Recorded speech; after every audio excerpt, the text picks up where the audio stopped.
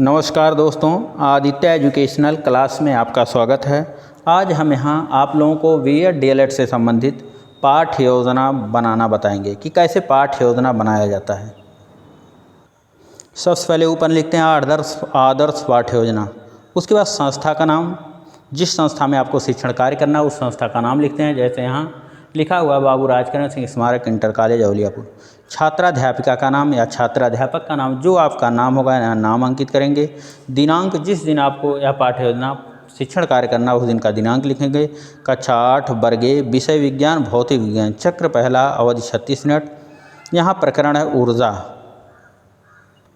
उसके बाद सामान्य उद्देश्य। सामान्य उद्देश्य छात्र विज्ञान विषय के महत्व को समझ सकेंगे।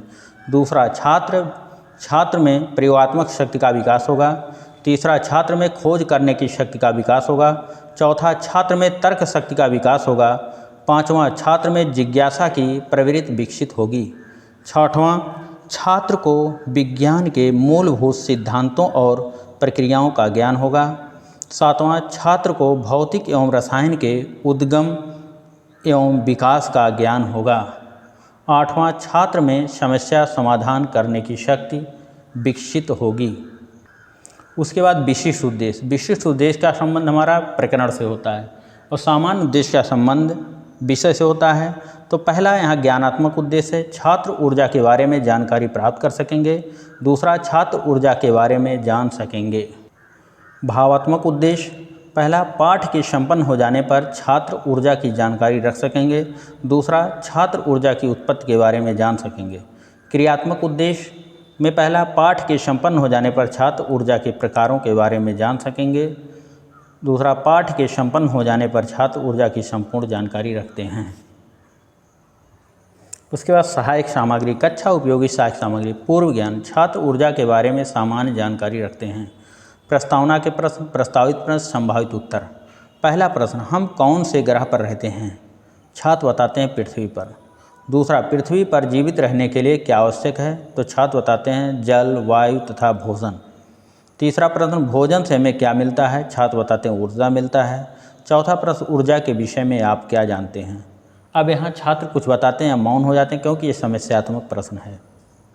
उसके बाद उद्देश्य कथन। बच्चों, आज हम ऊर्जा के बारे में अध्ययन अध्यापन करेंगे। उसके बाद प्रस्तुतिकरण। प्रस्तुत सोपान को अध्ययन अध्यापन की सुविधा की दृष्टि से 2 सोपानों में बांटकर अध्ययन करेंगे। प्रथम सोपान, शिक्षण बिंदु, छात्राध्यापिका क्रिया, छात्र क्रिया, सहायक सामग्री। शिक्षण बिंदु में ऊर्जा। ऊर्जा क्या है? तो छात्र बताते हैं कार्य करने की क्षमता ही ऊर्जा है। दूसरा प्रश्न, ऊर्जा का आकार कैसा होता है? ऊर्जा का कोई आकार नहीं होता है। तीसरा, ऊर्जा कैसी राशि है तथा इसका मात्रक बताइए। छात्र यहाँ कुछ बताते हैं, मौन हो जाते हैं। उसके बाद छात्राध्यापिका कथन लिखते हैं। छात्राध्यापिका कथन में राशि, ऊर्जा की कोई दिशा नहीं होती है, अतः यह एक अदिशीय राशि है। ऊर्जा का मात्रक, ऊर्जा का एसआई मात्रक जूल होता है तथा सीजीएस मात्रक अर्ग होता है। कार्य, ऊर्जा तथा उपमा तीनों का मात्रक जूल होता है। 1 जूल बराबर 10⁻7 अर्ग। फिर ऊर्जा के प्रकार, छात्राध्यापिका क्रिया, छात्र क्रिया, सहायक सामग्री।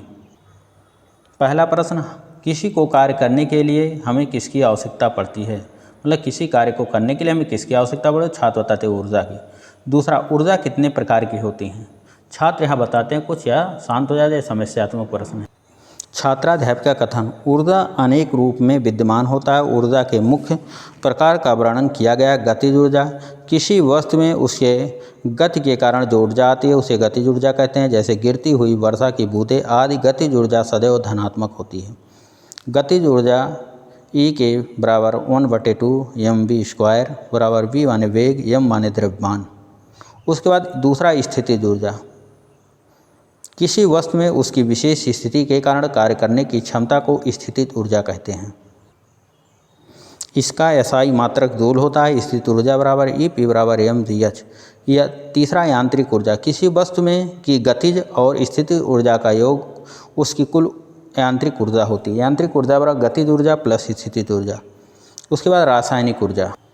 रासायनिक ऊर्जा यह वह ऊर्जा होती है जो रासायनिक बंधों में संग्रहित होती है, जैसे बारूद की ऊर्जा। पांचवा, विद्युत ऊर्जा, आवेशों के प्रवाह से प्राप्त ऊर्जा विद्युत ऊर्जा कहलाती है। चुंबकीय ऊर्जा, चुंबकीय क्षेत्रों में निहित ऊर्जा की चुंबकीय ऊर्जा कहते हैं। ऊष्मीय ऊर्जा, प्रकाशीय ऊर्जा, ध्वनि ऊर्जा आदि होते हैं। उसके बाद बोध प्रश्न, श्यामपट्ट सारांश। यहाँ बोध प्रश्न पूछे जाते हैं और श्यामपट्ट सारांश जो है श्यामपट्ट पर अंकित किए जाते हैं। जैसे पहला प्रश्न, ऊर्जा का मात्रक क्या होता है? तो छात्र बताएं ऊर्जा का मात्रक जूल होता है। अब इसको छात्र अध्यापिका द्वारा पूरे वाक्यों में श्यामपट्ट पर अंकित किया जाता है कि ऊर्जा का मात्रक जूल होता है। दूसरा, ऊर्जा कैसी राशि? ऊर्जा अदिश राशि है। इसको भी श्यामपट्ट पर अंकित कर दिया जाता है कि ऊर्जा अदिश राशि है। उसके बाद कक्षा एवं निरीक्षण कार्य। कक्षा एवं निरीक्षण कार्य में छात्राध्यापिका छात्रों से श्यामपट्ट सारांश के अपनी अभ्यास पुस्तिका में लिखने के लिए कहेंगे और स्वयं कक्षा कार्य में घूम घूम कर निरीक्षण कार्य करेंगे। उसके बाद द्वितीय सोपान, शिक्षण बिंदु, छात्राध्यापिका क्रिया, छात्र क्रिया, सहायक सामग्री। ऊष्मीय ऊर्जा। यहाँ पहला प्रश्न है, सूर्य से प्रकाश के अलावा और कौन सी ऊर्जा मिलती है? तो छात्र सूर्य से प्रकाश के अलावा ऊष्मीय ऊर्जा मिलती है। ऊष्मीय ऊर्जा के बारे में आप क्या जानते हैं? तो ये समस्यात्मक प्रश्न है। छात्र यहाँ कुछ बताते हैं या मौन हो जाते हैं। फिर छात्राध्यापिका कथन, जब किसी वस्तु को इतने तापमान में गर्म किया जाता है या किसी वस्तु का तापमान इतना अधिक हो जाता है तो उससे गर्म निकलने लगे तो उसे ऊष्मा कहते हैं और इस ऊर्जा को ऊष्मीय ऊर्जा कहते हैं। छात्राध्यापिका क्रिया, छात्र क्रिया, सहायक सामग्री। पहला प्रश्न, आंधी तूफान आने पर क्या होता है? तो छात्र बताते हैं पेड़ पौधे टीन आदि गिर जाते हैं। दूसरा, आंधी में कौन सी ऊर्जा होती है? छात्र यहाँ कुछ बताते हैं या मौन हो जाते हैं। समस्यात्मक प्रश्न हो जाता है। छात्राध्यापिका कथन, आंधी में गतिज ऊर्जा होती है। गतिज ऊर्जा सदैव धनात्मक होती है। गतिज ऊर्जा Ex बराबर 1/mv² होता है। इसका SI मात्रक जूल होता है। उसके बाद बोध प्रश्न, श्यामपट्ट सारांश। बोध प्रश्न पूछे जाते हैं और उसके उत्तरों को श्यामपट्ट पर अंकित किए जाते हैं। मतलब इसके द्वारा छात्रों का मूल्यांकन किया जाता है कि पढ़ाया हुआ पाठ छात्रों को कितना याद हुआ। पहला प्रश्न, ऊष्मीय ऊर्जा का मात्रक क्या है? जूल है। अब इसके उत्तरों को पूरे वाक्यों में लिख दिया जाता है श्यामपट्ट पर। दूसरा, आंधी में कौन सी ऊर्जा होती है? तो छात्र बताते गतिज ऊर्जा। अब इसको भी श्यामपट्ट पर लिख दिया जाता है कि आंधी में गतिज ऊर्जा होती है।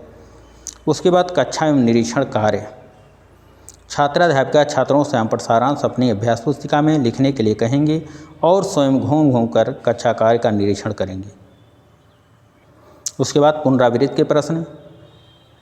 पहला प्रश्न, ऊर्जा किसे कहते हैं? दूसरा, ऊर्जा कितने प्रकार के होते हैं? तीसरा, गतिज ऊर्जा किसे कहते हैं? पुनरावृत्ति के प्रश्नों द्वारा पाठ की पढ़ाई हुए पाठ की पुनः आवृत्ति हो जाती है। जो भी याद होता है और दृढ़ हो जाता है। उसके बाद गृह कार्य, ऊर्जा तथा ऊर्जा के प्रकारों को अपने अभ्यास पुस्तिका में लिखें तथा पढ़ कर आएँ। मतलब गृह कार्य है कि इसको घर से लिख कर लाइएगा। फिर आलोचना या सुझाव नीचे लिखे जाते हैं। जब छात्राध्यापिका शिक्षण कार्य करती हैं तो पर्यवेक्षक उसकी आलोचना या कमेंट करते हैं। आलोचनाएं जो होती है पॉजिटिव निगेटिव दोनों प्रकार की होती हैं, जिससे आलोचना को देख करके छात्र यह जान सकें कि हमारे द्वारा पढ़ाया गया शिक्षण कार्य कैसा रहा, क्या कमियां क्या अच्छाइयां हैं, भविष्य में उसमें सुधार कर सकते हैं। उसके बाद पाठ्य योजना समाप्त हो जाती है। Thank you class. दोस्तों, ये वीडियो आपको अच्छा लगे तो इसको लाइक कीजिएगा, सब्सक्राइब कीजिएगा, अपने दोस्तों में शेयर अवश्य कीजिएगा। धन्यवाद।